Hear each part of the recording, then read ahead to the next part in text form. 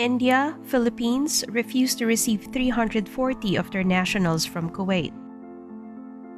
The whole of India is now on lockdown as Prime Minister Narendra Modi announced that the lockdown will be enforced for 21 days. Because no one would be allowed out of their homes and it is unclear if they will be allowed to even buy essentials during the lockdown, the public ransacked stores as soon as the lockdown was announced. India has recorded over 500 coronavirus cases and 10 deaths out of their population of 1.3 billion.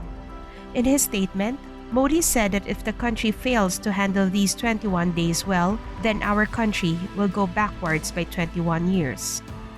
He understands that they will have to pay the economic cost of this, but it is the responsibility of everyone. India's efforts to contain the spread of the virus have put the fate of their students abroad in jeopardy. Indian students in the Philippines are reportedly in distress because their flights home have been cancelled.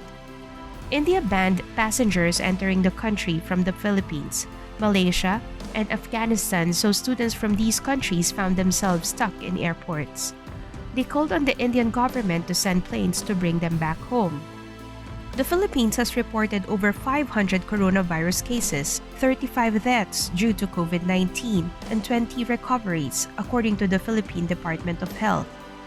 Now, it has been reported that the Philippines and India are refusing to receive hundreds of their nationals from Kuwait.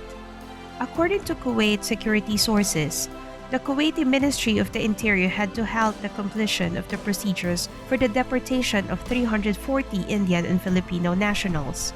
These nationals had been convicted of violations and were sent to the deportation center.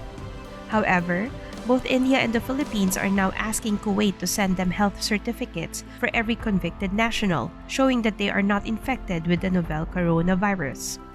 Kuwait had already prepared 3 flights for the Indian and Filipino nationals. One flight was supposed to bring the Filipinos back to Manila, while the other 2 were supposed to bring the Indians to their country.